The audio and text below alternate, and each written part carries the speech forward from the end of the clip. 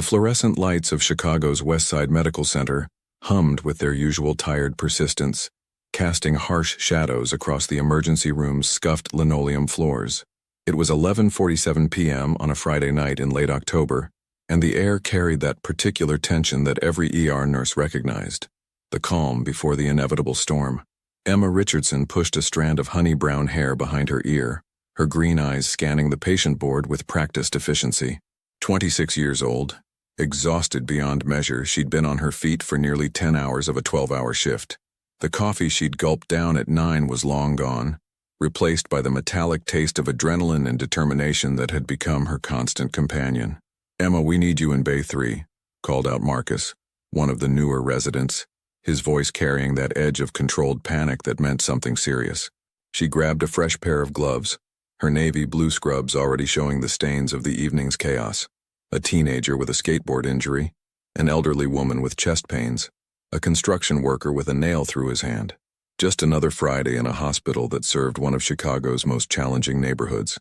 The October wind rattled the ambulance bay doors, carrying with it the scent of coming rain and the distant wail of sirens.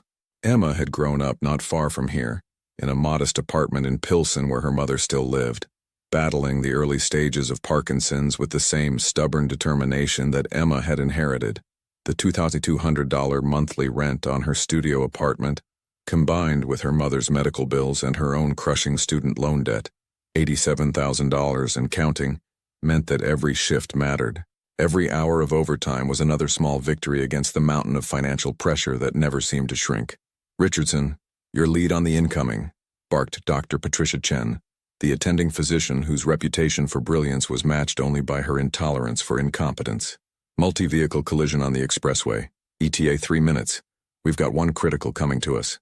Emma nodded, her body shifting into that heightened state of focus that separated good nurses from great ones. She'd been working in this ER for 4 years, since graduating from nursing school, and she'd seen things that would haunt her forever, and saved lives that made every sleepless night worthwhile. The automatic doors burst open at 11:53 p.m., but it wasn't the ambulance they'd been expecting. 3 men entered with the kind of presence that made everyone in the ER instinctively step back. They moved with predatory grace, expensive suits doing little to disguise the violence coiled beneath. 2 of them flanked a third man who was being half-carried, half-dragged between them, a man whose white dress shirt was soaked crimson, his face pale as chalk beneath olive skin and dark stubble. "We need a doctor. Now." The speaker was tall, perhaps 6'3", with salt and pepper hair cut military short, and eyes like chips of Arctic ice. His voice carried absolute authority, the kind that expected immediate obedience. Dr. Chen moved forward, her small frame somehow projecting its own authority. "Sir, you need to—" "No." The single word cut through the air like a blade. "We don't need explanations, questions, or paperwork. We need someone to fix this. Now. We'll pay cash. Whatever it costs." The wounded man's head lolled forward, a groan escaping lips that were turning blue at the edges. Emma's training overrode everything else. The obvious danger, the irregular situation, the voice in her head screaming that this was wrong. All wrong. "Bay 7, she said sharply, already moving. "It's isolated, away from the main floor." Dr. Chen shot her a look that promised a serious conversation later, but nodded. "In the ER, you saved lives first and worried about everything else after." They moved as a unit, the strange procession drawing stares from other patients and staff. Emma pushed through the door to Bay 7, the smallest trauma room, barely large enough for the exam table, equipment, and the bodies now crowding into it. "On the table," she commanded, her voice steady despite the hammering of her heart. "You 2 out. You're contaminating a sterile environment." The salt and pepper man's eyes narrowed. "We stay. Then he dies." Emma met his gaze without flinching, years of dealing with aggressive family members giving her courage she didn't entirely feel. "You can stand outside that window and watch, but in here I'm in charge. Your choice." For a moment the tension was thick enough to choke on. Then, surprisingly, the wounded man spoke, his voice rough with pain but carrying unmistakable command. "Do what she says." The 2 men withdrew to just outside the door, visible through the glass, their postures radiating threat. Dr. Chen was already cutting away the bloody shirt, revealing the damage beneath. Emma's breath caught for just a moment. 2 gunshot wounds, one through the left shoulder, one dangerously close to the liver. The shoulder wound was a through and through, relatively clean. The abdominal wound was the killer, still bleeding sluggishly, the entry point suggesting the bullet might still be inside.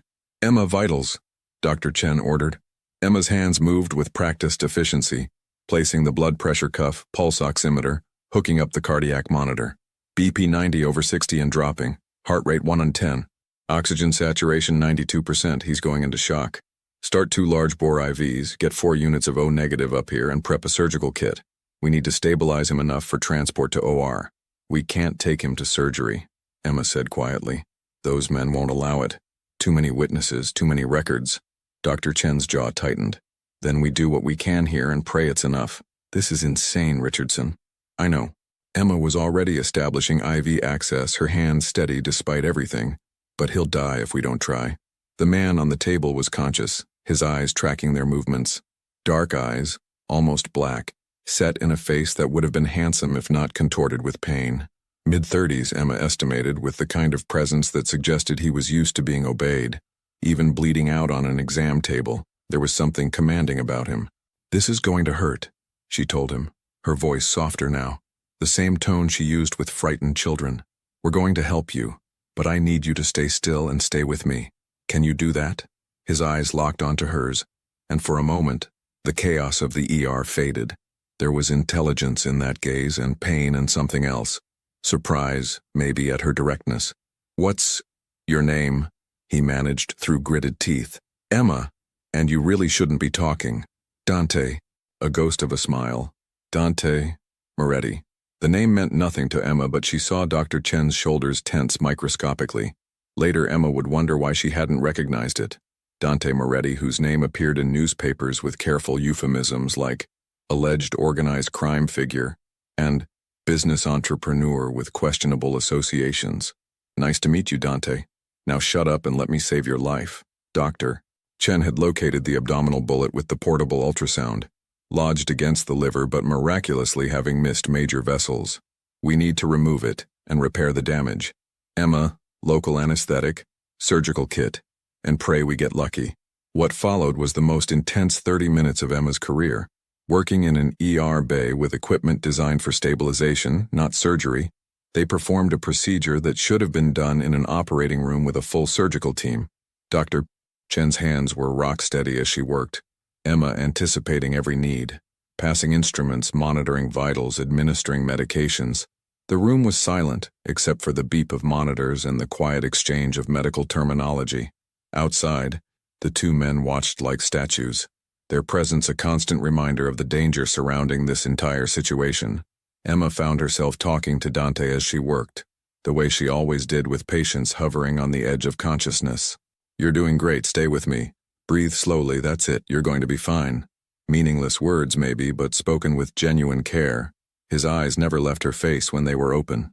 During the worst of it, when Dr. Chen was extracting the bullet and he should have been screaming, he bit down on the rolled gauze they'd given him and kept his gaze locked on Emma, as if she were an anchor in a storm of agony. "Got it, Doctor," Chen finally said, dropping a deformed 9mm round into a metal tray with a sharp clink. "No major vessel damage. He's incredibly lucky. Emma, start closing the abdominal wound, layer by layer, and make them neat. I'll handle the shoulder." Emma had stitched hundreds of wounds, but never one like this. Never with a man's life hanging quite so dramatically in the balance. Never with armed men waiting outside. Never with such an acute awareness that she was crossing lines that couldn't be uncrossed. Her hands didn't shake. They never did when it mattered. She worked with careful precision, each stitch placed perfectly, closing the layers of muscle and tissue before finally sealing the skin. Neat, tight sutures that would heal clean if he took care of them. If he survived the next 48 hours. If infection didn't set in. If his enemies, whoever had done this, didn't finish the job. 72 stitches, she murmured, tying off the final suture. "You're going to have quite a scar." Dante's eyes were clearer now, the IV fluids and emergency blood transfusion bringing him back from the edge. "Will you sign it?" That ghost smile again, incongruous given the circumstances. Despite everything, Emma felt her lips twitch. "I don't think that's standard medical practice."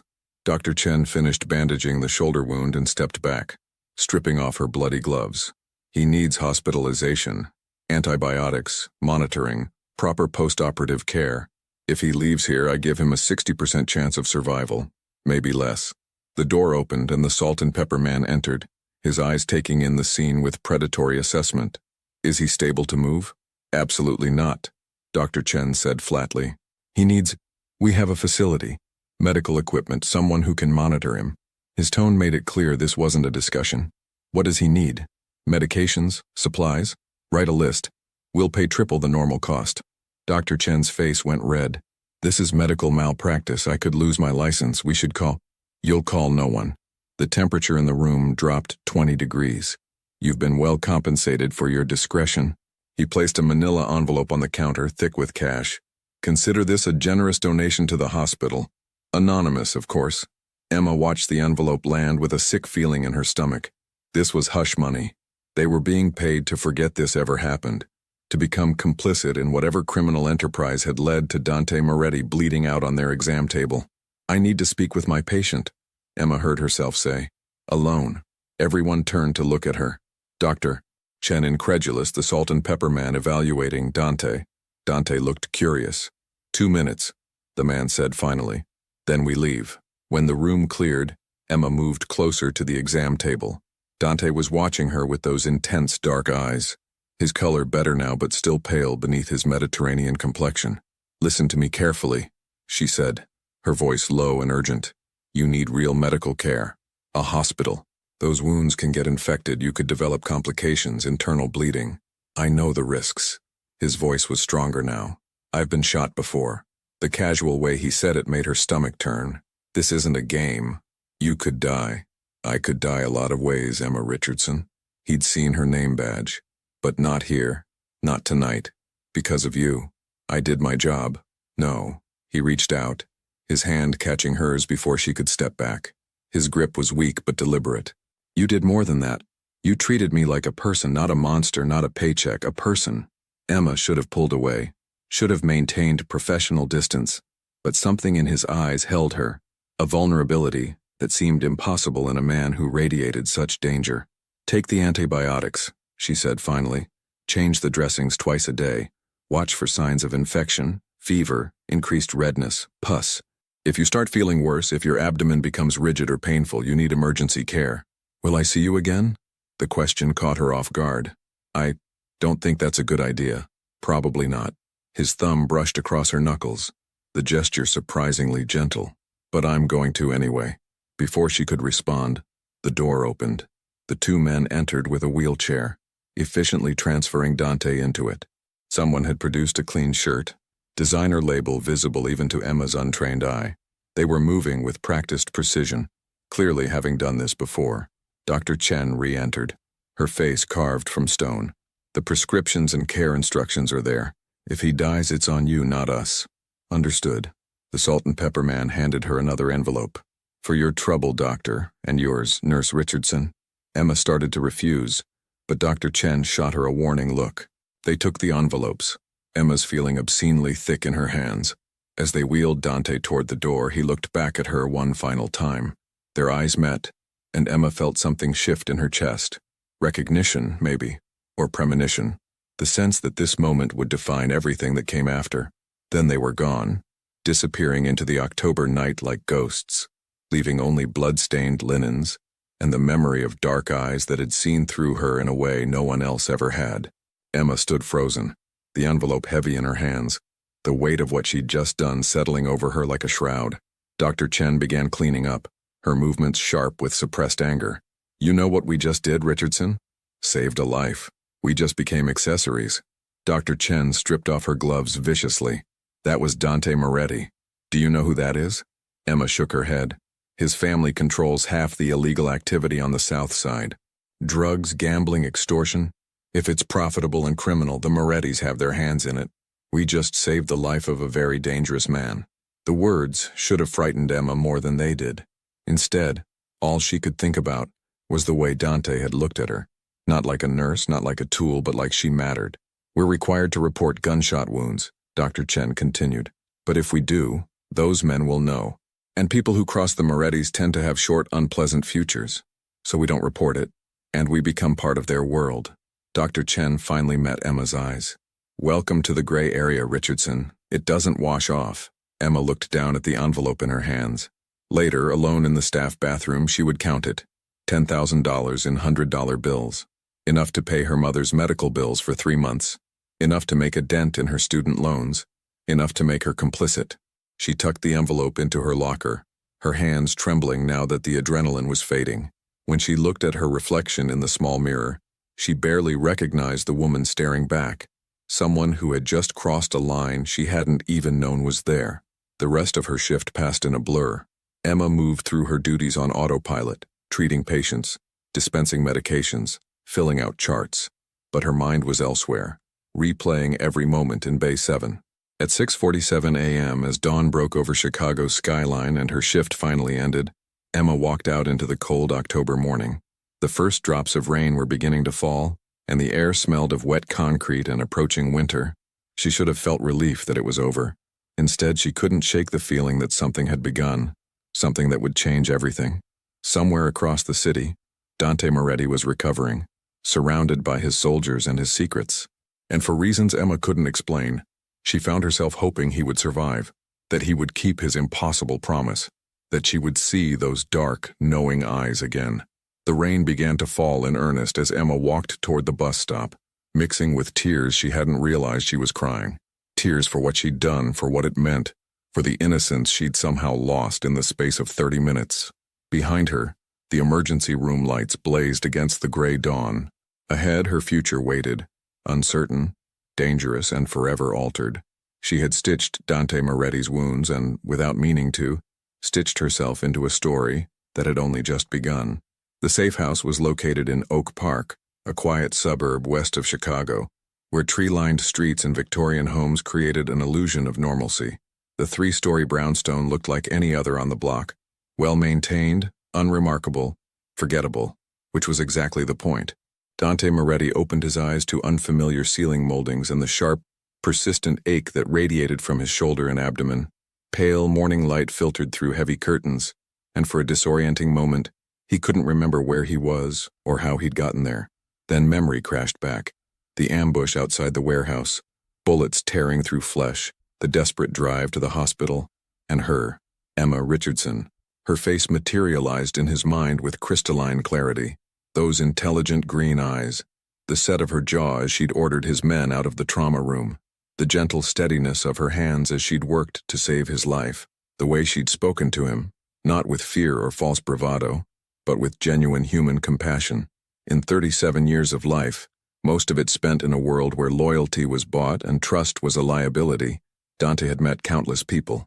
He'd learned to read them instantly, their weaknesses, their prices, their breaking points. It was a survival skill in his line of work, as essential as knowing how to shoot or when to negotiate. But Emma Richardson had defied categorization. She hadn't treated him like a monster or a meal ticket. She'd simply treated him. And something about that simple act of humanity had lodged itself in his chest more permanently than any bullet. "You're awake." The voice came from the doorway where Vincent Calabresi stood, the salt and pepper man who'd been Dante's right hand for 12 years. "Doc says you're lucky to be alive.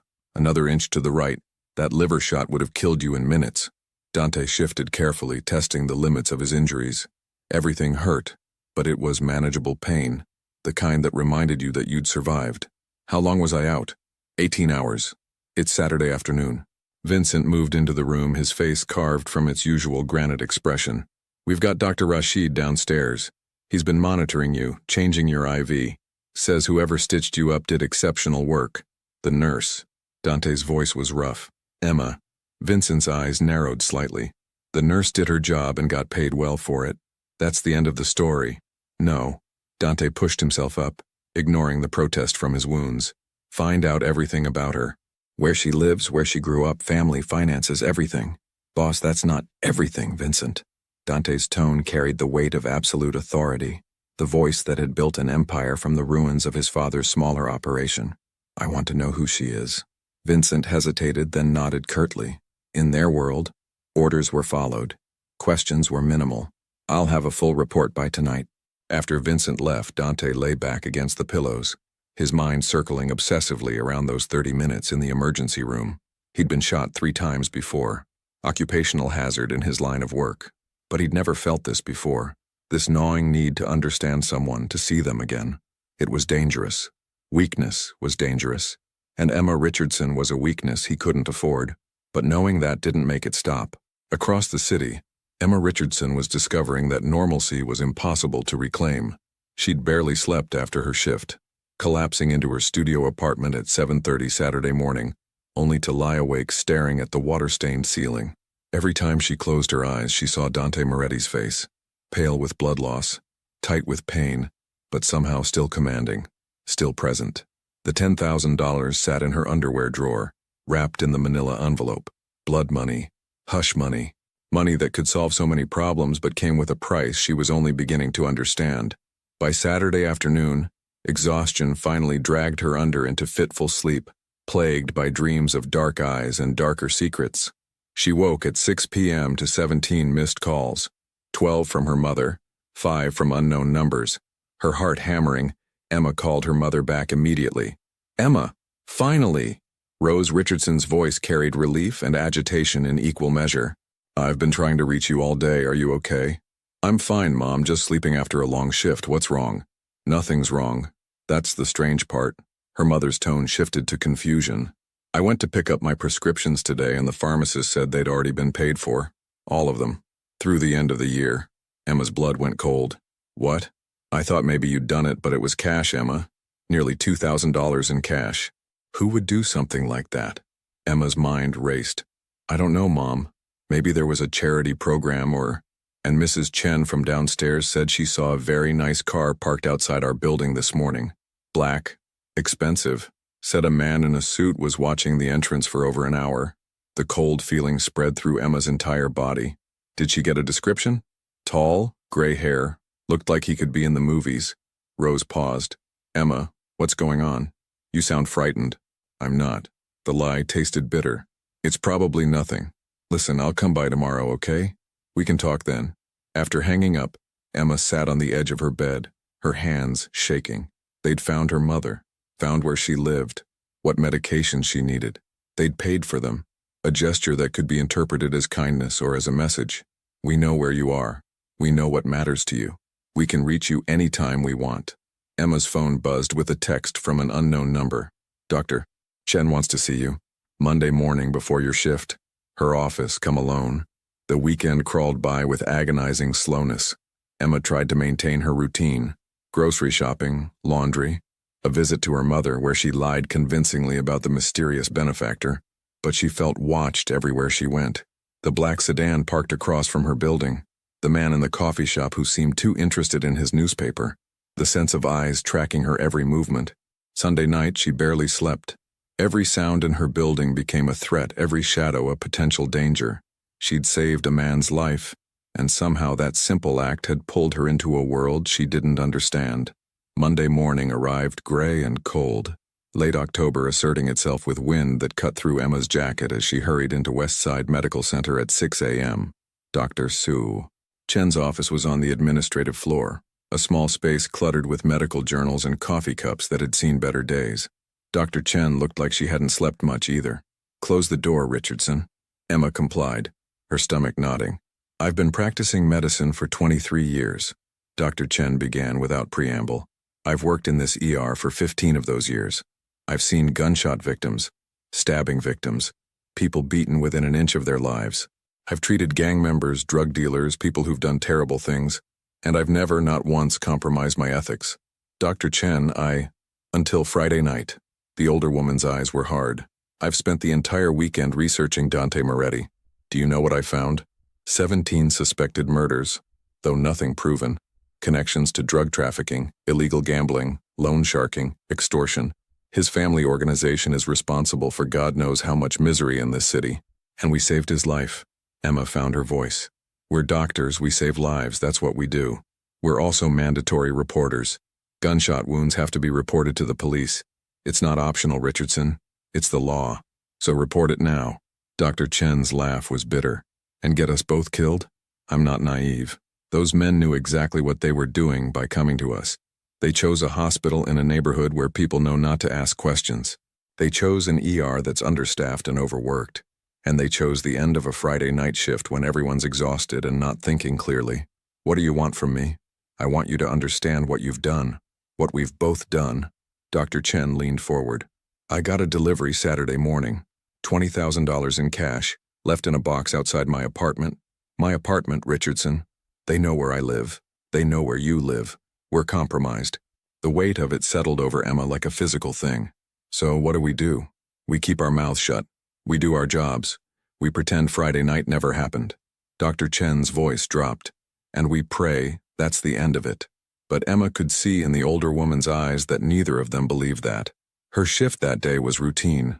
A child with a broken arm, an elderly man with pneumonia, a woman in early labor who needed transport to the maternity ward. Normal ER chaos that should have been comforting in its familiarity. Instead, Emma felt like she was moving through water, every action requiring conscious effort. She kept watching the ambulance bay doors, half expecting Dante Moretti to be wheeled through them again. During her lunch break, she sat in her car in the parking garage and finally opened her laptop to search for information she'd been avoiding. Dante Moretti. The search results were extensive and damning. Alleged organized crime figure Dante Moretti arraigned on racketeering charges. Case dismissed due to lack of evidence. Federal investigation into Moretti family operations stalls as witnesses recant testimony. Suspected drug trafficking operation nets 17 arrests. Dante Moretti named but not charged. Photos showed a man in expensive suits entering courthouses, his face impassive, flanked by high-priced lawyers. Other photos were grainier, surveillance shots of him meeting with known criminals, entering properties owned by shell corporations. But none of the photos showed what Emma had seen in that trauma room: vulnerability, pain, and something that had looked almost like gratitude. She closed the laptop feeling sick. That evening, as she walked to the bus stop after her shift, Emma noticed the black sedan immediately. It was parked across the street, engine running, windows tinted dark. Her pace quickened, her heart hammering against her ribs.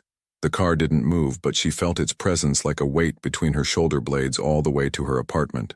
In the Oak Park safe house, Dante was healing faster than Dr. Rashid had predicted. The abdominal wound was clean, no signs of infection, the stitches holding perfectly. The shoulder was more problematic, limited range of motion, persistent pain, but manageable. What wasn't manageable was the obsession. Vincent had delivered the report Saturday night. Emma Rose Richardson, age 26, born and raised in Chicago's Pilsen neighborhood. Father died when she was 12. Construction accident. Mother, Rose Richardson, age 54, diagnosed with early-onset Parkinson's 2 years ago. Emma worked at Westside Medical Center, had for 4 years since graduating from nursing school. Student loan debt of $87,000. Lived alone in a studio apartment. Rent $2,200 monthly. No boyfriend, no significant relationships in the past 18 months. Worked doubles when she could get them. Sent money to her mother regularly. No criminal record. Not even a parking ticket. She was, by all accounts, exactly what she'd seemed. A good person trying to survive in a city that made survival difficult, which made what Dante was doing indefensible. He'd had her mother's prescriptions paid for, a gesture that Vincent had argued against, but Dante had insisted on.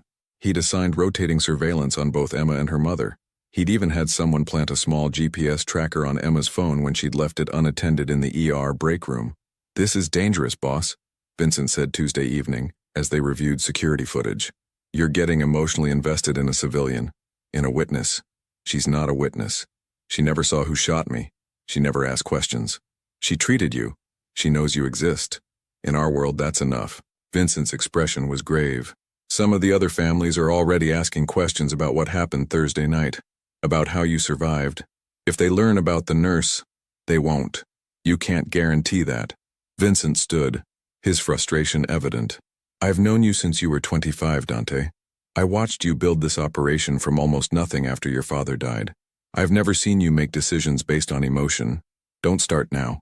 After Vincent left, Dante sat in the study watching surveillance footage of Emma leaving her apartment building, heading to work, stopping at a small grocery store. Her life was so ordinary, so removed from his world of violence and moral compromise. She represented something he'd lost so long ago he'd forgotten it existed. Innocence. Not naivety, but genuine goodness. The kind of person who chose nursing because she wanted to help people. who sent money to her sick mother even when she couldn't afford it, who worked double shifts and still treated every patient with compassion. Dante had been raised in the family business. His father, Lorenzo Moretti, had controlled a modest criminal enterprise on the South Side. Protection rackets, some gambling, nothing sophisticated. But Lorenzo had been old school, resistant to change, and when rival families started expanding, he'd been outmaneuvered. Dante, freshly graduated from Northwestern with a business degree his father had insisted on, had watched the empire crumble. When Lorenzo died of a heart attack, some said natural, some said helped along, 25-year-old Dante had been left with debts, enemies, and a choice: walk away or fight. He'd fought, and he'd won, brutally, efficiently, demonstrating a capacity for strategic violence that had surprised everyone, including himself. 12 years later, the Moretti organization controlled territory from the South Side to parts of the western suburbs. They'd diversified. Drugs, yes, but also legitimate businesses used for laundering. Real estate, restaurants, construction companies. Dante had built an empire, and he'd done it by never allowing himself to be weak, by never forming attachments that could be exploited, by keeping everyone at arm's length and trusting almost no one. Now, watching Emma Richardson walk into her apartment building, groceries in hand, exhaustion evident in the slope of her shoulders, Dante felt something he'd thought he'd trained out of himself years ago. The desire to protect someone, not as an asset or a strategic necessity, but simply because he wanted to see her safe. It was the most dangerous thing he'd felt in years. Wednesday night, Emma's unease crystallized into certainty. She was closing her apartment door, arms full of mail, when she noticed it. A small envelope on the floor just inside the threshold. Plain white, expensive paper, her name written in elegant script. No postage. Hand-delivered. With trembling fingers, Emma opened it. Inside was a single card embossed with a phone number and a brief message. I'm told I owe you my life. I'd like to thank you properly. Call when you're ready. DM. Emma's legs went weak. She sank onto her second-hand couch, staring at the card as if it might explode. This was insane. She should destroy it. Forget it existed. Pretend none of this had happened. Instead, she found herself staring at the number, memorizing it without meaning to. Her phone rang, making her jump. Unknown number. Against her better judgment, she answered. Hello? Emma Richardson? The voice was female, professional, slightly accented. Please hold for Mr. Moretti. Before Emma could respond, there was a click, and then that voice, the one she'd been hearing in her dreams for 5 days. Emma, I'm glad you made it home safely. Her blood ran cold and hot simultaneously. How did you... I know that what I'm about to say will frighten you, Dante continued, his voice calm, almost gentle. But I need you to listen. You're in danger. Not from me. From people who want to hurt me. And the best way to hurt me is through the people He paused. The people connected to me. I'm not connected to you. Emma's voice shook despite her effort to control it. I did my job. That's all. That's all you did. But perception is reality in my world. You were seen entering that hospital. Security cameras, other patients, staff, people talk, and some dangerous people are asking questions. Emma's apartment suddenly felt too small, too exposed. What do you want? To keep you safe. I have people watching you and your mother. Not to threaten you, to protect you. The black sedan, the man in the coffee shop. Yes. No apology in his tone, just acknowledgement. I know how this looks. I know what I am, what people say I am. But I keep my word, Emma. And I gave my word that I'd see you again. I didn't specify under what circumstances. This is insane. Emma stood pacing her small apartment. I don't live in your world. I save lives. I help people. You saved mine. Something in his voice softened. You showed me kindness when you had every reason not to. Do you have any idea how rare that is? In my life, everyone wants something. Everyone has an angle. But you just helped. Because it's my job. It was more than that. Certainty filled his words. I saw your face, Emma. I was dying on that table, and you looked at me like I was worth saving. Not my money, not my connections. Me. Emma felt tears burning behind her eyes. Please, just leave me alone. Let me go back to my life. A long silence. When Dante spoke again, his voice carried a weight that made her shiver. I wish I could, but it's too late for that. You're in this now, whether either of us wants it or not. So I can either protect you properly, or I can walk away and hope the people looking for weakness don't find you. That's not a choice. No, he agreed. It's not. Keep the card, Emma. When you're ready to talk, really talk, not like this. Call me. But in the meantime, those men watching you, they stay non-negotiable. And if I go to the police? Another pause, longer this time. Then I'd be disappointed, and they'd be unable to help you. The people I'm protecting you from don't care about police. He hung up before she could respond. Emma stood in her apartment, the card clutched in her hand, her entire body shaking. She should be terrified. She was terrified. But underneath the fear was something else, something she didn't want to examine too closely. The memory of dark eyes that had looked at her like she mattered. A voice that carried command but had softened when speaking her name. The realization that Dante Moretti, crime boss, suspected killer, dangerous man, had just told her the truth. She was in danger, and he was trying to protect her. Emma walked to her window and looked down at the street. The black sedan was there, as it had been every night. For the first time, instead of fear, she felt something uncomfortably close to relief. She was being watched, but maybe, just maybe, she was also being kept safe. The distinction felt important, even if she didn't fully understand why. That night, Emma barely slept. The card sat on her nightstand, the phone number gleaming in the darkness like a promise, or a threat. At 3 a.m., she finally admitted what she'd been avoiding since Friday night. Something fundamental had shifted. She'd stepped across a line, and there was no going back to the person she'd been before. The question now wasn't whether she was involved with Dante Moretti's world. It was how deep she was willing to go, and what it would cost her when the bill finally came due. The third-floor walk-up on Ashland Avenue had been Emma's home for 2 years. A modest studio with creaking radiators and a view of the alley behind a Korean grocery store. It was small, drafty in winter, and the upstairs neighbor played piano at odd hours. But it was hers, a space she'd carved out through endless shifts and careful budgeting. Now, standing at her window at 6 a.m. on Thursday morning, watching the black sedan idle in its usual spot, Emma realized that privacy was an illusion she'd lost forever. She'd called in sick to work, her first sick day in over a year. Dr. Chen had sounded relieved rather than concerned, as if Emma's absence somehow reduced the hospital's liability in whatever nightmare they'd become entangled in. The card sat on her kitchen counter next to her untouched coffee. She'd memorized the number without meaning to, her fingers hovering over her phone a dozen times during the sleepless night. "Call when you're ready," he'd said. The question was, ready for what? At 6:47 a.m. her phone rang. Unknown number. Her heart hammered as she answered. "Ms. Richardson." Vincent Calabresi's gravelly voice, unmistakable. "There's a car downstairs. Mr. Moretti would like to speak with you. In person." It's not a request, but it's not a threat either. You have questions, he has answers. Neutral location, public place. You'll be driven there and back, completely safe." Emma's laugh was bitter. "Safe, that's relative, isn't it? More than you know." Vincent's tone carried an edge of something that might have been respect. "You can refuse. The car will leave. But the protection stays, and the questions you have won't get answered. Your choice." Emma looked around her apartment, at the life she'd built through hard work and determination, at the normal existence that now felt impossibly distant. "Where?" she asked. "Millennium Park. The Bean. 30 minutes. Wear something warm. It's cold today." The line went dead. The black sedan was a Mercedes, leather interior pristine, windows tinted dark enough to obscure the outside world. The driver was young, Latino, with careful eyes that tracked everything.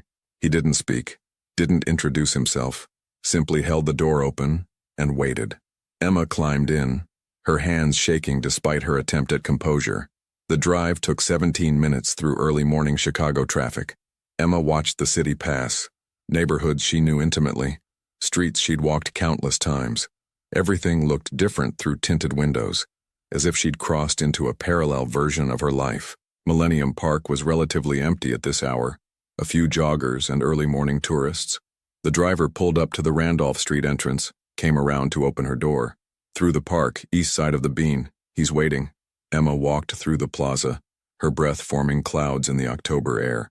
The temperature had dropped overnight, Chicago reminding everyone that winter was coming. She'd worn her heavy jacket, jeans, comfortable boots, practical clothing that felt like armor. Cloud Gate, locals called it the Bean, loomed ahead, its reflective surface catching the morning light and the skeletal trees surrounding it. And there, standing at the eastern curve where the sculpture's distortion was most pronounced, was Dante Moretti. He was dressed casually, dark jeans, a charcoal wool coat, black scarf. Without the blood and pain, Emma could see him properly. Tall, perhaps 6'1", with the kind of presence that drew eyes even in anonymity. His olive skin had regained its color, his dark hair slightly longer than business length touching his collar. He looked younger than she'd thought, early to mid-30s, with sharp cheekbones and a mouth that suggested both cruelty and unexpected gentleness. He turned as she approached, and those eyes, dark as espresso, intense and intelligent, locked onto hers with an impact that was almost physical. "Emma, thank you for coming." His voice was different without the rasp of pain, cultured, educated, with just a hint of Chicago accent underneath. "Did I have a choice?" She stopped about 6 feet away, maintaining distance. "Always." He gestured to a nearby bench. "Will you sit? I promise this is just a conversation, no threats, no coercion, just honesty." Emma sat cautiously, and Dante settled beside her, careful not to crowd her space. She noticed he moved stiffly, favoring his left side where the abdominal wound was. "How are you healing?" The question escaped before she could stop it, the nurse in her, unable to ignore obvious discomfort. A slight smile touched his lips. "Well enough. Your stitches held perfectly. No infection, no complications. Dr. Rashid says whoever worked on me knew exactly what they were doing. Basic field medicine. Anyone with training could have." "That's not true, and you know it." Dante turned to face her fully. "I've been shot before, Emma. I've been patched up by doctors who've been doing emergency medicine for decades. What you did, in those conditions, with that equipment, it was exceptional." The compliment made her uncomfortable. "Why am I here, Dante?" He appreciated the directness. She could see it in his eyes. "Because you deserve the truth about who I am, what I do, and why your life has been turned upside down. I know who you are. I looked you up. Alleged organized crime figure. Suspected murders, drug trafficking, the list goes on. Alleged.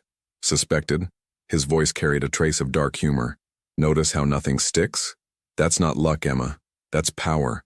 That's what happens when you own lawyers, judges, when you know where all the bodies are buried. Literally and figuratively." His frankness shocked her. "You're admitting, I'm admitting nothing that would hold up in court. But between us, here, now, yes, I run a criminal organization. We traffic drugs, run gambling operations, loan money at rates that would make legitimate banks jealous. We hurt people who cross us. Sometimes we kill them." He paused, watching her reaction. "I'm telling you this because you need to understand the reality of what you stepped into." Emma's stomach churned. "Then why save you? Why not let you die if you're a monster?"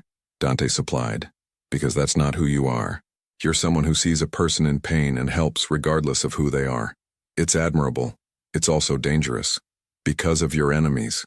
Because of my world." He gestured vaguely at the park around them. "Out here, in the normal world, morality is relatively simple. There are laws, consequences, social contracts. In my world, the only law is power, the only consequence is weakness, and the only contract is blood." Emma hugged herself against the cold and against the reality of what he was describing. "The men watching me, my mother. Are we in danger?" "Yes." No hesitation, no sugarcoating. "Last Thursday, I was ambushed by members of the Russo family, a rival organization that's been trying to move into our territory. They almost succeeded in killing me. If they had, there would have been a war. But I survived, which means they failed, and failures have consequences. What does that have to do with me?" Dante's jaw tightened. "Someone inside my organization told the Russos where I'd be that night. A traitor. And when you have a traitor, you have a leak. Which means the Russos probably know that I was taken to West Side Medical Center. They probably know a nurse treated me. And if they know your name, they'll come after me." Emma's voice was barely a whisper. "To get to you. To send a message. To prove I'm vulnerable. To demonstrate that even my secrets can be exposed." Dante leaned forward, his intensity palpable. "I don't form attachments, Emma. I don't have girlfriends or close friends or anyone who could be used as leverage. It's how I've survived this long. But you became a variable I didn't anticipate. I didn't ask for this. I know." Something softened in his expression. "Which is why I'm giving you a choice. A real one." Emma looked at him, at this dangerous man who was somehow being more honest with her than anyone had been in years. "What choice?" "Option 1, I increase your security. Keep people watching you and your mother 24/7. You go about your life as normally as possible, but you're always aware that you're being protected. Eventually, when I've dealt with the Russo situation, the protection becomes unnecessary and you can go back to your life. And option 2? Dante hesitated, and Emma realized with shock that he was nervous. This man who commanded soldiers and built criminal empires was nervous about what he was about to say. Option 2. You disappear. Temporarily. I have a secure location outside the city. Comfortable, safe, completely isolated. You stay there until the threat is neutralized. Days, maybe a couple of weeks at most. Your mother would be protected here. You'd be completely safe. You mean protective custody. I'd be a prisoner. You'd be a guest. Free to move around the property, access to anything you need. I have staff, a housekeeper, security, a driver. You wouldn't be alone, and you wouldn't be uncomfortable. Emma stood abruptly, pacing in front of the bench. This is insane. A week ago I was just a nurse. I had student loans and a sick mother and a small apartment, but it was my life. Now you're telling me I have to choose between being constantly watched or becoming a prisoner because I saved your life? Because you were unlucky enough to be working that night. Dante stood as well, his movements still careful. Emma, I hate this. I hate that I've dragged you into my world. If I could undo it, I would. But I can't. All I can do is try to keep you safe until you can go back to being just a nurse. Can I? Emma turned to face him. Can I really go back after knowing what I know after being part of this? I don't know, Dante admitted. Honestly, I don't know. But I'm going to try to make it possible. The vulnerability in his voice caught Emma off guard. This wasn't the face of organized crime. This was just a man, wounded and uncertain, trying to fix a problem he'd inadvertently created. Why? She asked quietly. Why do you care? You barely know me. Dante moved closer, stopping just within her personal space. This close, Emma could see the flecks of gold in his dark eyes, the faint scar along his jawline, the stubble that suggested he'd left in a hurry this morning. Because you looked at me like I was human, he said softly. Not a monster, not a means to an end. Just human. Do you have any idea how rare that is? In my life, everyone wants something. Everyone has an agenda. But you just helped. And when I was lying on that table, barely conscious, all I could think was that if I died, the last face I saw would be someone genuinely good. It felt important. Emma's breath caught. The honesty in his voice, the rawness of the admission. It broke through her defenses in a way that threats never could. I need time, she heard herself say. To think, to process. Take whatever you need. Dante stepped back, giving her space. But while you're thinking, the protection stays. Non-negotiable. What if I don't want it? Then I'll respect that, and I'll pray that I'm wrong about the danger. But I won't stop trying to keep you safe, Emma, even if you hate me for it. Before she could respond, Dante's phone buzzed. He glanced at it, and Emma saw his expression change, shuddering, hardening into something dangerous. I have to go. His voice was different now. All business. Vincent will take you wherever you want to go. Home, your mother's, work, anywhere. He paused, one hand reaching toward her before stopping. I'm sorry, Emma, for all of it. Then he was walking away, pulling out his phone, becoming someone else. The crime boss, the dangerous man, the person who made people disappear. Emma watched him go, her mind spinning. Nothing about this made sense.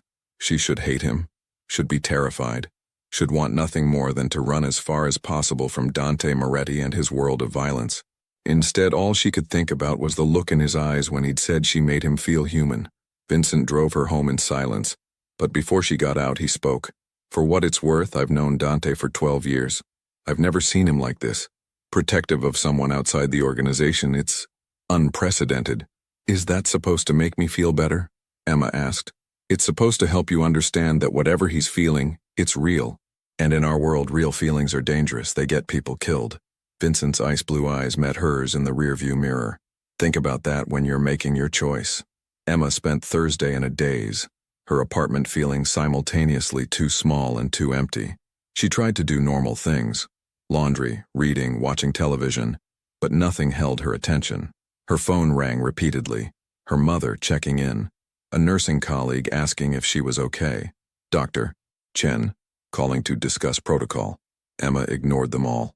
At 8 p.m., as darkness settled over Chicago and the temperature dropped toward freezing, Emma made a decision. She picked up her phone and dialed the number she'd memorized. It rang once, Emma. Dante's voice, immediate recognition. I need more answers, she said. Real answers. About your world. About the danger. About what happens next. A pause. Where are you? Home. I'll send a car. 20 minutes. Dress warm. We're going somewhere we can talk properly. Where? Somewhere I can show you the truth, all of it. The car arrived exactly 20 minutes later. This time, it was a different vehicle, a dark blue SUV with bulletproof glass. Emma could tell from the thickness. The driver was the same young Latino man from that morning, but now there was another man in the front passenger seat, his jacket bulging slightly at the shoulder, in a way that suggested a weapon. They drove north, through neighborhoods Emma knew and then into areas she didn't, finally crossing into Evanston and then beyond, toward suburbs where houses grew larger and more isolated. After 40 minutes, they turned down a private road flanked by old-growth trees, eventually stopping at a gate with discreet security cameras. The gate opened silently, and they continued up a winding drive. The house that appeared was stunning, a modern architectural masterpiece of glass and steel, 3 stories, situated on what looked like several acres of wooded property. Lights glowed from within, warm against the cold night. Mr. Moretti's primary residence, the driver said, the first words he'd spoken. He doesn't bring people here. You should understand what that means. Emma understood. This was trust, or the illusion of it. Dante was waiting at the front entrance, dressed now in dark slacks and a burgundy sweater that made him look less like a crime boss and more like someone who belonged in this beautiful house. Welcome, he said simply, gesturing her inside. The interior was breathtaking. High ceilings, minimalist furniture that probably cost more than Emma made in a year. Art on the walls that she suspected was original. Floor-to-ceiling windows overlooked the property. Darkness beyond punctuated by subtle landscape lighting. This is where you live? Emma asked, unable to hide her awe. One of several properties. This is the one I consider home. Dante led her into a large living room with a fireplace already crackling with warmth. Can I get you something? Coffee? Wine? Water? Water is fine. He returned moments later with 2 glasses of water, settling into an armchair across from the sofa where she'd perched nervously. You said you wanted truth, Dante began. Ask me anything. Emma took a breath. How many people have you killed? He didn't flinch. Personally, 4. Men who betrayed the organization, who posed existential threats. I didn't enjoy it, but I didn't lose sleep over it either. Through my orders? More. I don't know the exact number. Enough that I've stopped counting.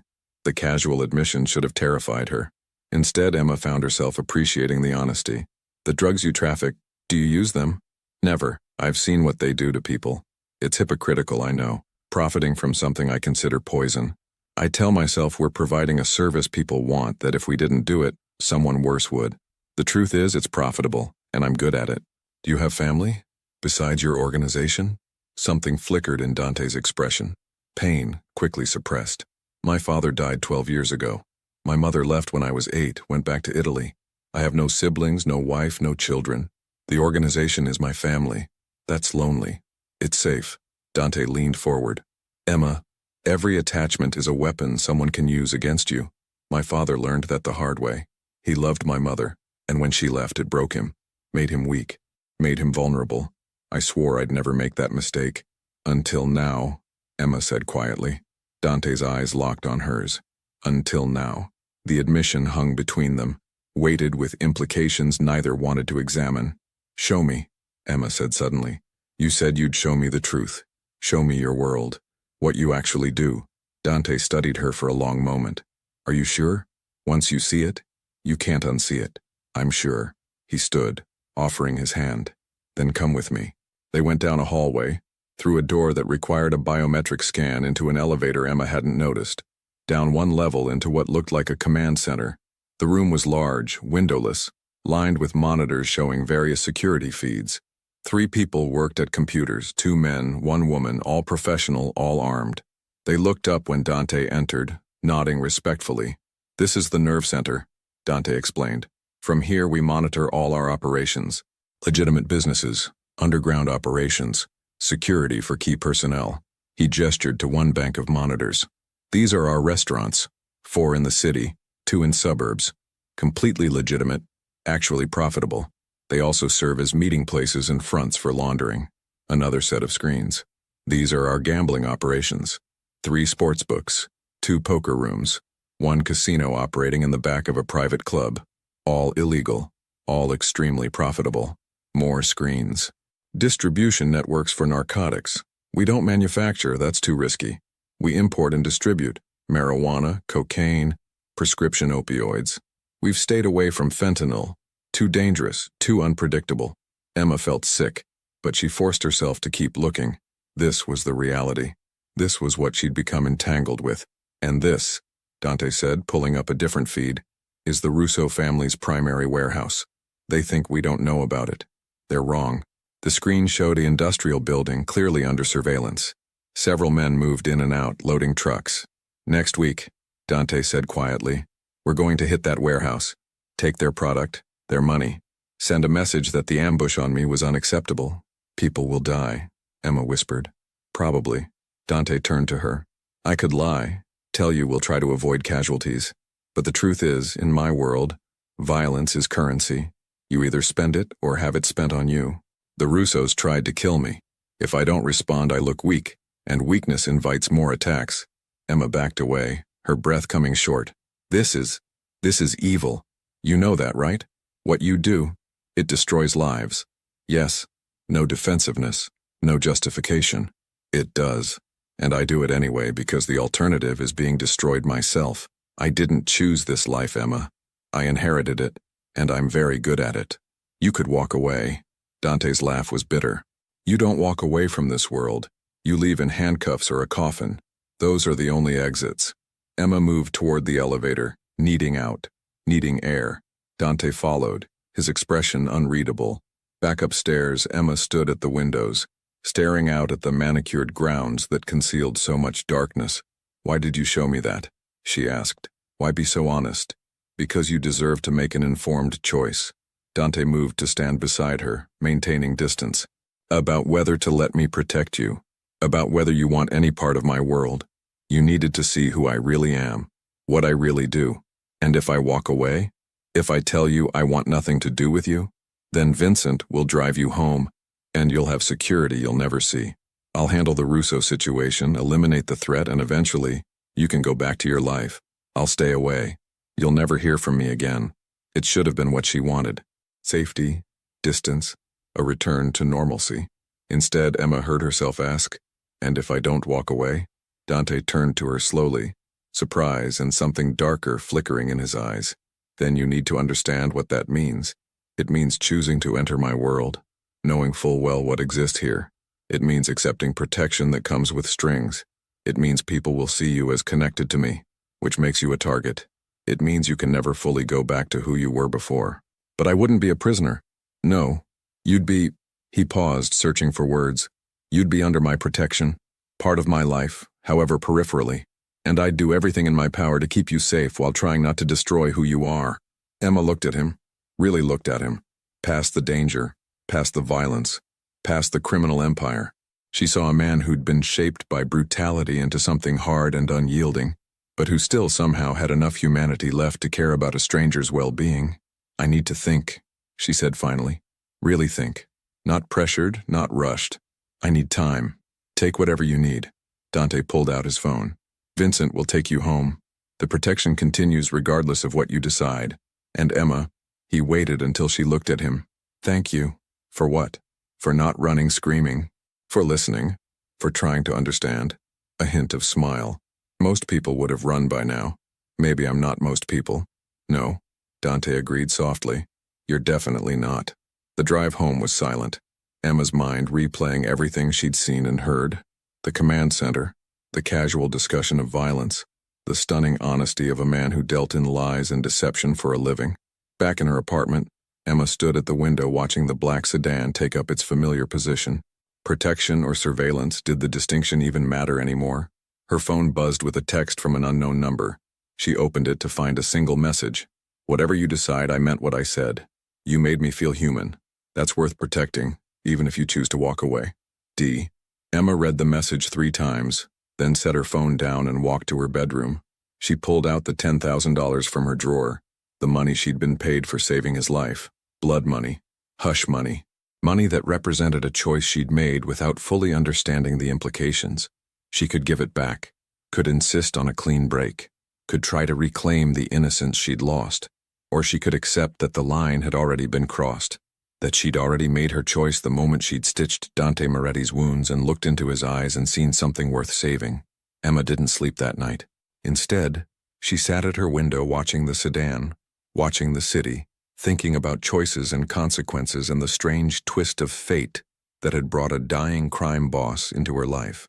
By dawn, she still didn't have an answer, but she knew with absolute certainty that whatever she decided would change everything. The question was whether she had the courage to choose the dangerous path or the wisdom to walk away. Emma made her decision on Friday morning, standing in her apartment with the first snow of the season falling outside her window. Chicago was transforming into a winter wonderland, white flakes covering the grime and chaos with temporary beauty. She picked up her phone and dialed the number she now knew by heart. Emma. Dante answered immediately, his voice tense with anticipation. "I'm not walking away," she said quietly, "but I need you to understand something. I'm not doing this because I approve of what you do. I'm doing this because the alternative is living in fear, looking over my shoulder forever. If I'm going to be in danger anyway, I'd rather face it head on." A long silence. Then, "I understand. And Emma, thank you for trusting me." "I don't trust you," she corrected. "Not completely, but I believe you'll keep me safe. There's a difference." "Fair enough." She could hear the hint of smile in his voice. "Can you take a leave from work? 2 weeks, maybe 3? "I can try." Emma had accrued vacation time she'd never used. Too worried about money to take time off. "Vincent will help arrange it. Medical leave, family emergency, whatever works. Pack enough for a month just in case. Comfortable clothes, anything you need. We leave tomorrow morning." "Where are we going?" "Somewhere safe. Somewhere the Russos won't think to look. I'll explain everything when we get there." After hanging up, Emma called Dr. Chen requesting emergency family leave. The older woman's relief was palpable. Having Emma out of the hospital removed a variable, a reminder of that night in Bay 7. "Take care of yourself, Richardson," Dr. Chen said quietly. "And be careful. Whatever you're mixed up in, just be careful." Next, Emma called her mother. This conversation was harder. "Mom, I need to go away for a few weeks. Family friend needs help out of state." Rose Richardson wasn't fooled. "Emma Rose, I've known you for 26 years. You're a terrible liar. What's really going on?" Emma closed her eyes against the tears. "I can't explain right now, but I need you to trust me. I'm safe, I'll be safe, but I need to be away for a while. The men watching our buildings, they're going to stay. Their protection, Mom. Don't be afraid of them." "Emma, you're scaring me." "I know. I'm sorry. But please, just trust me. I'll call when I can. I love you." She hung up before her mother could protest further, guilt washing over her, adding to her mother's stress, lying to her. It went against everything Emma believed in. But the alternative was telling the truth, that she'd saved a crime boss's life and was now under his protection because rival criminals wanted her dead. Some truths were too dangerous to share. Saturday morning arrived with brutal cold, temperatures dropping to 15 degrees Fahrenheit. Emma stood outside her apartment building at 6 a.m., a large duffel bag at her feet, watching the black SUV pull up. Vincent emerged, nodding curtly. "Ms. Richardson, let me take that." He loaded her bag efficiently, then opened the rear door. Emma climbed in and found herself face to face with Dante Moretti. He looked different this morning, dressed in dark jeans, a heavy leather jacket, casual but expensive. His hair was slightly disheveled, as if he'd run his hands through it repeatedly, and those dark eyes studied her with an intensity that made her breath catch. "Ready?" he asked simply. "No, but I'm here anyway." That ghost of a smile touched his lips. "Honest. I appreciate that." The drive took over 3 hours, heading north through Illinois into Wisconsin. They passed through small towns dusted with snow, farmland giving way to forests, civilization becoming sparser. Emma watched the landscape change, feeling like she was traveling to another world entirely. Finally, they turned down a private road marked only by a weathered sign reading Pine Ridge. The road wound through dense forest for another 20 minutes before opening onto a clearing. The property was stunning. A large lodge-style house, all wood and stone and huge windows, overlooking a frozen lake. Smoke curled from 2 chimneys. Solar panels gleamed on the roof. A separate guest house sat 50 yards away, and Emma could see what looked like a boathouse at the lake's edge. Welcome to my sanctuary, Dante said as the SUV stopped. 300 acres. Completely private. No neighbors for miles. Cell service is spotty, but we have satellite internet. The house has everything you'll need. Emma climbed out, the cold hitting her like a physical force. The air was crystalline, so clean it almost hurt to breathe after Chicago's pollution. It's beautiful, she admitted. It's the only place I feel truly safe. Dante moved toward the front door. Come inside. I'll show you around. The interior was even more impressive. Soaring ceilings with exposed beams, a massive stone fireplace dominating the great room, furniture that managed to be both rustic and elegant. Everything was warm, inviting, the complete opposite of what Emma expected from a crime lord's safe house. Kitchen's fully stocked, Dante said, giving her a tour. Mrs. Kowalski, my housekeeper, comes 3 times a week, but she lives in town. Security is here full-time, but they stay in the guest house unless there's a problem. Your room is upstairs, east side. Best morning light. He led her up a wide staircase to the 2nd floor. The bedroom he indicated was spacious with a king-size bed, ensuite bathroom, and windows overlooking the lake. It's perfect, Emma said, genuinely touched. Thank you. I want you to be comfortable. Dante leaned against the doorframe. Emma, while we're here, you're not a prisoner. You're free to go anywhere on the property. Use anything you want. The only rule is you don't leave without security. The Russos have resources. I don't think they'll find us here, but I'm not taking chances. What about you? Are you staying here? Most of the time. I'll need to go back to Chicago occasionally, handle business. But Vincent can manage most things remotely. He paused. I don't want to leave you alone more than necessary. Something in his tone made Emma's pulse quicken. Because of the danger? Because Dante seemed to struggle with words, unusual for a man who commanded with such confidence. Because I want to know you, the real you, not just the nurse who saved my life, but the person underneath. And that requires time. Emma should have been frightened by the implication. Instead, she felt something warm unfurl in her chest. Curiosity, maybe, or the first stirrings of something more dangerous. I should unpack, she said, needing distance to process. Of course, come down when you're ready. I'll make lunch.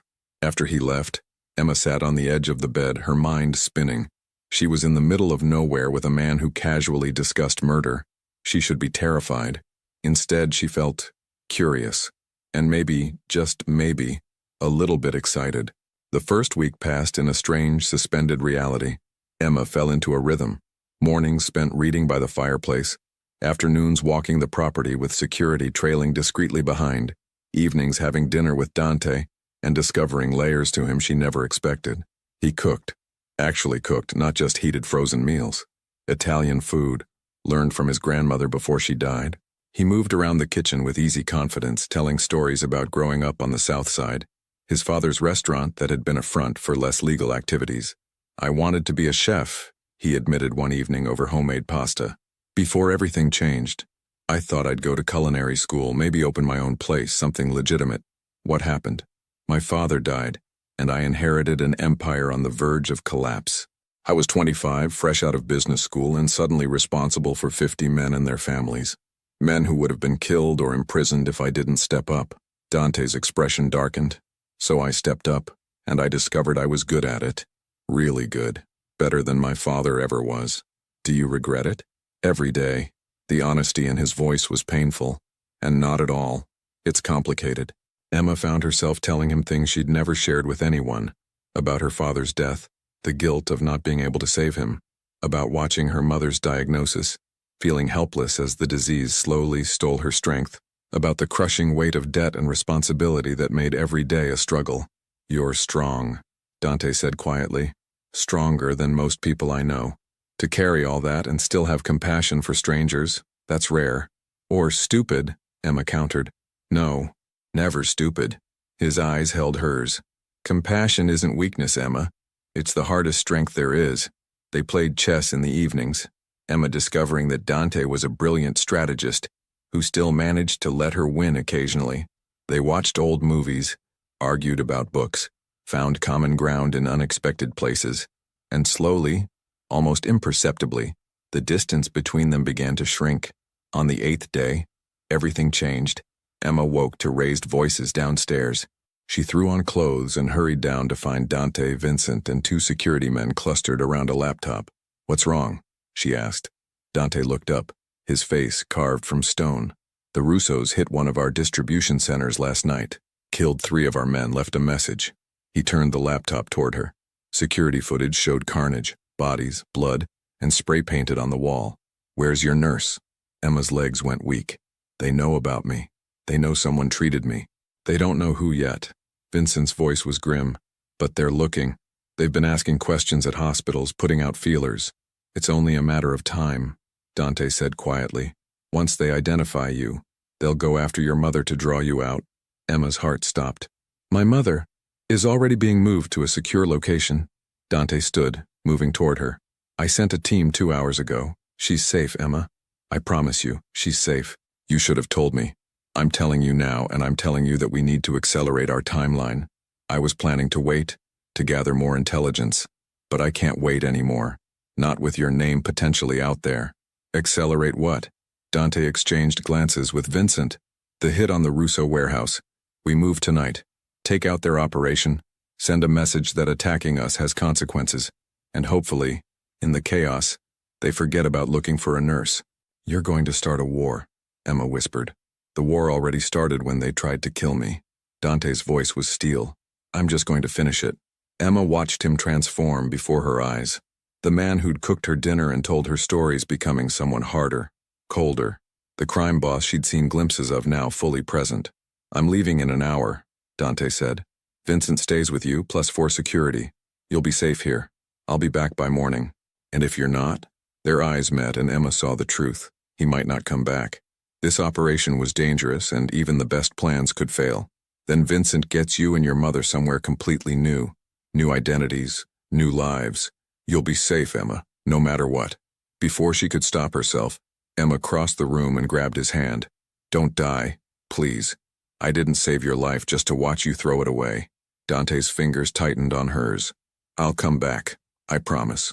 Then he was gone, taking half the security team with him, leaving Emma alone with Vincent and the terrible waiting. The hours crawled by with agonizing slowness. Emma couldn't eat, couldn't read, could barely sit still.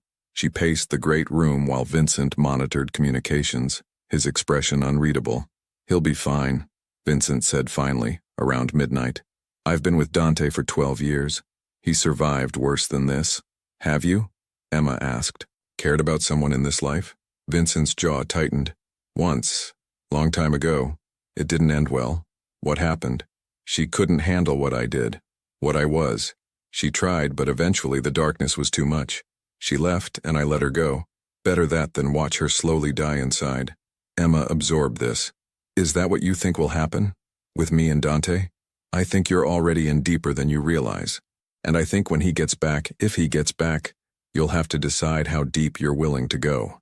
At 3:47 a.m., Vincent's phone rang. He answered immediately, his face transforming with relief. "Understood. See you soon." He looked at Emma. "It's done. They're coming back. Minor injuries, but everyone's alive." Emma collapsed onto the sofa, tears streaming down her face. Relief, exhaustion, fear all mixing together. When Dante walked through the door 40 minutes later, Emma's control shattered. She launched herself at him, and he caught her despite the wince of pain, holding her tight. "I'm okay," he murmured into her hair. "I'm okay, Emma." She pulled back enough to see him. Blood on his jacket that wasn't his, exhaustion in his eyes but alive, whole. And then, before she could think about consequences or complications or all the reasons this was impossible, Emma kissed him. For a moment, Dante froze. Then his hands cupped her face and he was kissing her back with an intensity that made the world fall away. When they finally broke apart, both breathing hard, Dante pressed his forehead to hers. "Emma," he whispered, "this is the point of no return. If we cross this line—" "We already crossed it," Emma interrupted. "The moment you walked into my ER. The moment I chose to help you. We've been crossing lines since the beginning. This is different." "I know." Emma met his eyes, seeing the vulnerability beneath the violence. "I know exactly what this is, and I'm choosing it anyway." Dante searched her face looking for doubt, for fear, finding only determination in something that looked dangerously like trust. "Then God help us both," he said softly, before kissing her again. Dawn broke over the frozen lake, painting the snow-covered pines in shades of gold and rose. Emma woke in Dante's arms, their bodies tangled together in his bedroom, the events of the previous night replaying in vivid detail. They'd crossed every line, shattered every boundary, and Emma felt no regret, only a strange sense of rightness that terrified her more than anything else. Dante stirred, his dark eyes opening to focus on her face. "Morning," he murmured, his voice rough with sleep. "Morning." Emma traced the edge of the bandage covering his shoulder wound, healing well, though he'd stressed it during the warehouse operation. "How are you feeling?" "Like I'm the luckiest man alive." His fingers brushed her cheek. "And the most damned." Before Emma could respond, his phone erupted with urgent buzzing. Dante tensed, reaching for it. His expression darkened as he read. "What is it?" Emma asked, fear creeping into her voice. "The Russos are retaliating, faster than we expected." He was already moving, pulling on clothes. "They hit 2 of our legitimate businesses overnight, burned them to the ground, and they've put out a contract, $500,000 for information leading to Moretti's nurse." Emma's blood went cold. $500,000? They're desperate. We humiliated them, destroyed their primary operation. Now they're lashing out. Dante turned to her, his face grave. "Emma, this changes everything. That kind of money will bring every 2-bit criminal and desperate person out of the woodwork. Someone at the hospital will talk. It's only a matter of time.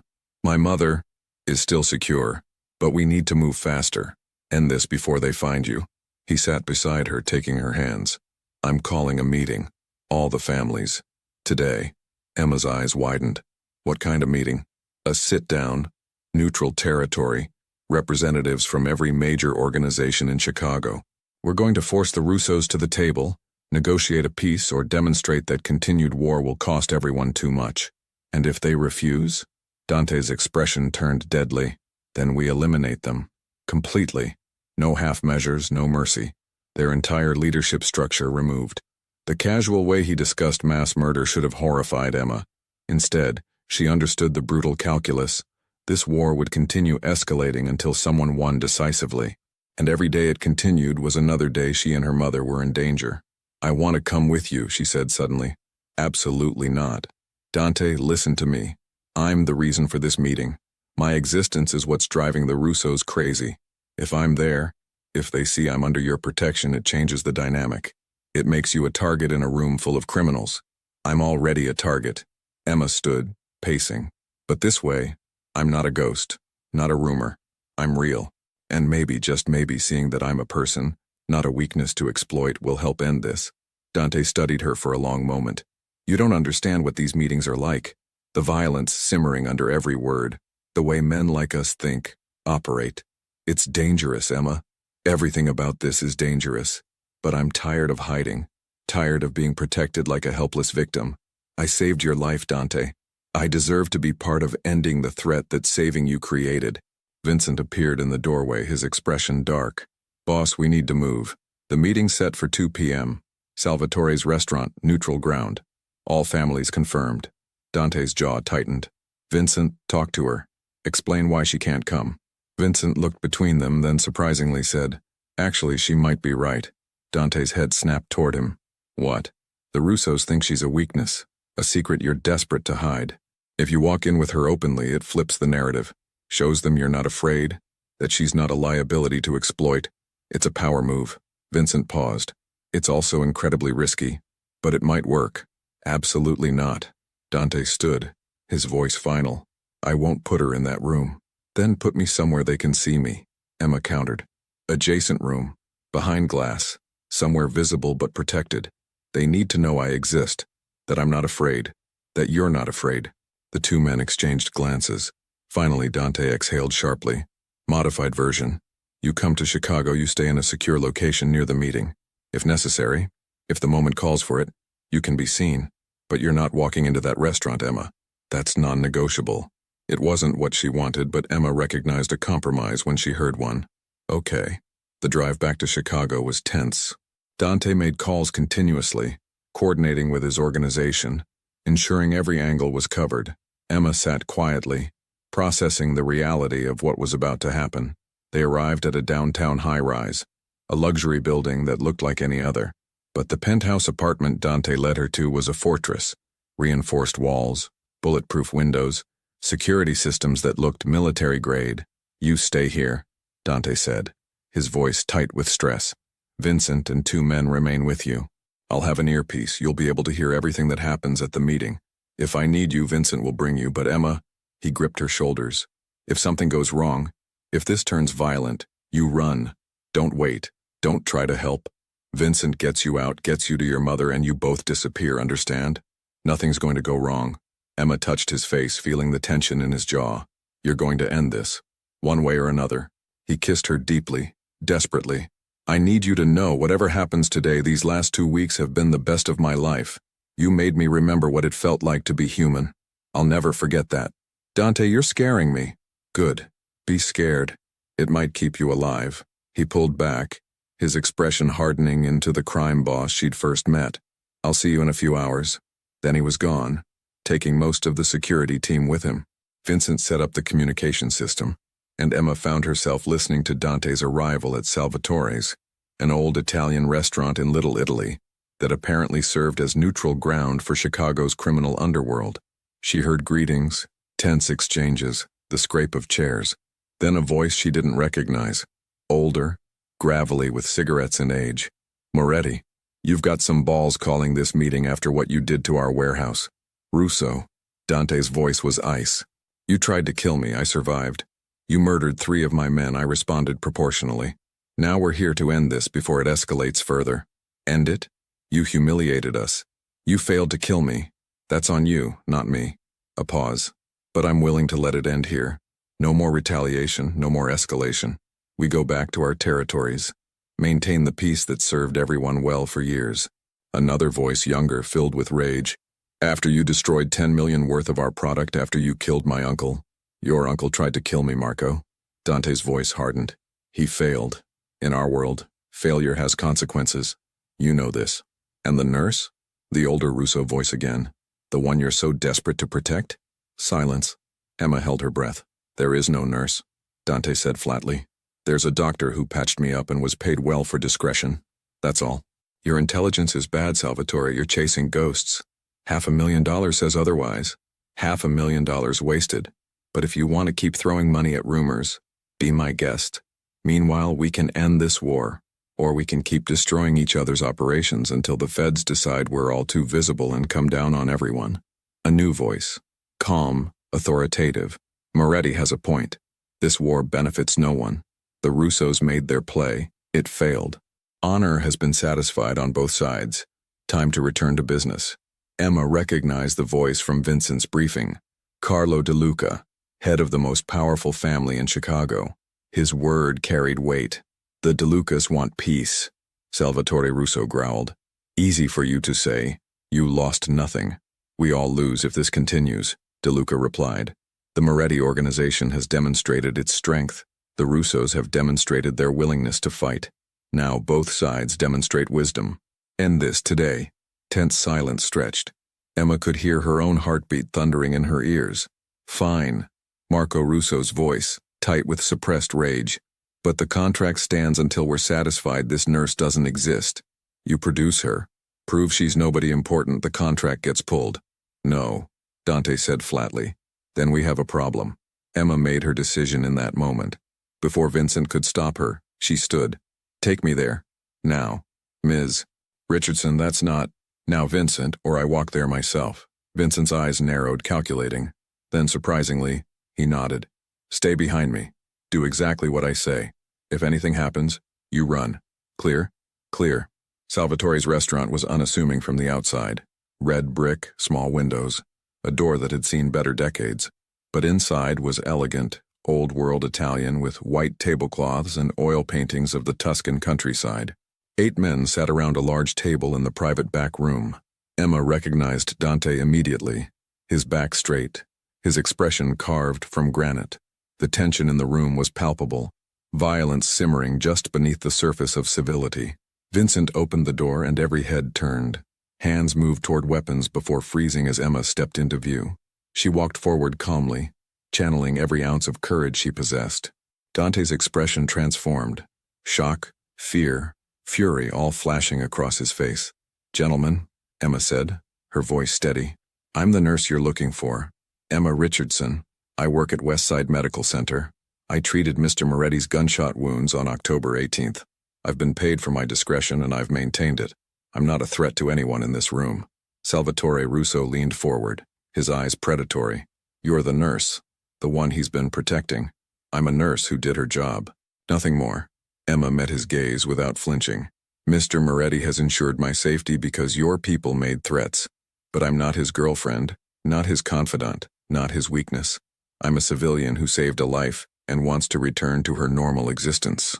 Then prove it, Marco Russo demanded. Walk away. Right now. Leave his protection. Go back to your life. If you're nothing to him, it shouldn't matter. Every eye in the room turned to Dante. Emma saw the war raging behind his eyes. The truth he couldn't speak. The lie he needed to maintain. She's a civilian, Dante said, his voice carefully neutral, who treated me and was compensated. If she chooses to leave my protection, that's her choice. I have no claim on her. The words were a knife to Emma's heart, even knowing they were necessary. She turned to face him fully. Then we're done. The contract can be lifted. I go back to my life. You go back to yours. Everyone wins. Something flickered in Dante's eyes. Pain, understanding, and something that looked like pride. The contract is lifted, Salvatore Russo said, his tone calculating. If she walks out that door right now, goes back to her apartment, resumes her normal life, no more protection, no more contact with Moretti, then we're satisfied. Emma nodded. Agreed. She turned toward the door, forcing herself not to look back. Vincent moved to follow, but Dante's voice stopped him. Let her go. She's not our concern anymore. The walk to the door felt like miles. Emma's heart was breaking, but her mind was clear. This was the only way to end it, to remove herself as a target, to free Dante from the vulnerability she represented. At the doorway she paused. For what it's worth, Mr. Moretti, you're welcome, for saving your life. Then she stepped into the Chicago afternoon, free and utterly alone. Vincent caught up with her a block away, 3 security men flanking them. That was the bravest, stupidest thing I've ever seen, he said quietly. Did it work? The contract's being pulled as we speak. The Russos are satisfied. You're no longer a target. He paused. But you need to know what Dante said in there, what he had to say. I know. It was necessary. Emma blinked back tears. Take me to my mother. Then we'll figure out what comes next. Her mother was in a safe house in Evanston, exhausted and confused, but safe. The reunion was tearful, Rose demanding explanations that Emma couldn't fully provide. I helped someone powerful, Emma said carefully. It created complications, but it's over now. We're safe. That night, alone in the guest bedroom of the safe house, Emma stared at her phone. No calls, no messages. Dante was respecting the fiction they'd created, that she meant nothing to him. But at 2 a.m., a text appeared from an unknown number. You saved me twice. Once in the ER, once in that restaurant. I'll never forget either. Be safe, Emma. Be happy. You deserve everything good this world has to offer. D. Emma read it through tears, then deleted it. Evidence couldn't exist. The story had to remain intact. 3 weeks later, Emma returned to work at Westside Medical Center. Dr. Chen greeted her with relief and careful questions that Emma deflected. Life resumed its normal rhythm. Shifts at the hospital, visits with her mother, the mundane routine she'd once found oppressive now feeling like a gift. The black sedans were gone. The watchers had disappeared. Emma Richardson was just a nurse again, except late at night when she couldn't sleep. She thought about dark eyes and unexpected gentleness, about a man who'd shown her a world of darkness, but had protected the light in her. She'd saved his life twice, and in doing so, she'd lost a piece of her heart she'd never get back. 6 months passed. Winter gave way to spring, Chicago blooming with new life. Emma threw herself into work, took on extra shifts, visited her mother regularly. The debt was slowly shrinking. Life was good, normal, safe, empty. One April evening, Emma walked out of the hospital after a double shift to find a man leaning against her car, not threatening, just waiting. Vincent Calabresi looked older in the evening light, more tired. Ms. Richardson, Emma's heart began to race. Vincent, is something wrong? Is Dante? He's fine. Took control of the Russo territory after old Salvatore had a heart attack. Marco Russo decided Florida retirement looked better than Chicago war. A slight smile. Everything's quiet now. Peaceful. Then why are you here? Vincent handed her an envelope. From him. He wanted you to have this. Asked me to deliver it when enough time had passed that it wouldn't compromise the agreement. Emma opened it with shaking hands. Inside was a check for $250,000 and a letter in elegant handwriting. Emma, I'm told it's been 6 months. Long enough that this can't be misconstrued as anything but what it is. Payment for services rendered. You saved my life. Twice. This is inadequate compensation, but it's what I can offer. I've set up a trust for your mother's medical care. She'll never have to worry about costs again. It's completely anonymous, untraceable to me. Just accept it as one human helping another. You showed me that goodness still exists in this world, that some people choose compassion even when it's dangerous. I'll carry that knowledge for the rest of my life, however long or short it may be. I hope you're happy, Emma. I hope your life is full of everything you deserve. And I hope sometimes when you think of me, you remember that you made a monster feel human. With gratitude and something I don't have words for. Dante. Emma read it 3 times, tears streaming down her face. Then she looked at Vincent. How is he? Really? Powerful. Respected. Running the most efficient organization in Chicago. Vincent paused. And alone. Always alone. That's the price of what we do. Tell him. Emma struggled for words. Tell him I think about him. That I hope he finds moments of peace. That saving his life was the most important thing I've ever done. Vincent nodded. He already knows. But I'll tell him anyway.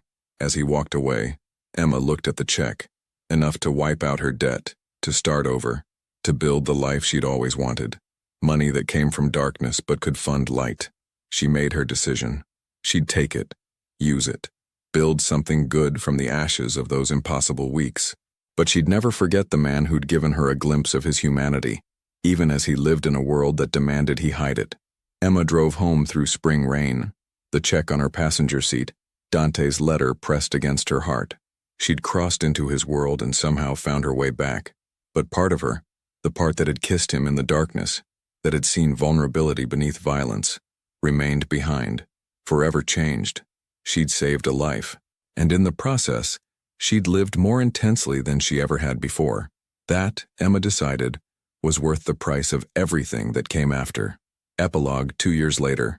Emma Richardson, now Emma Richardson Hayes, after marrying a kind pediatrician she'd met through work, stood in the newly opened Richardson Medical Clinic, a free healthcare facility for underserved communities, funded by an anonymous donation.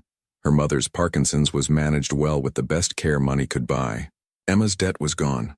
Her life was peaceful, happy, normal. But sometimes late at night she still dreamed of dark eyes and dangerous promises. Of a man who'd shown her that the world wasn't simple, that people contained multitudes, that even in darkness, humanity could survive.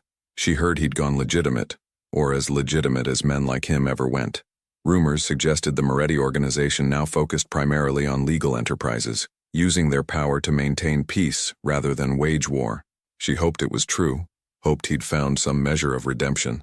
And when she saved lives in her clinic, one patient at a time, one act of compassion after another, Emma knew that her brief journey into darkness had taught her the most important lesson. Sometimes saving a life saves your own.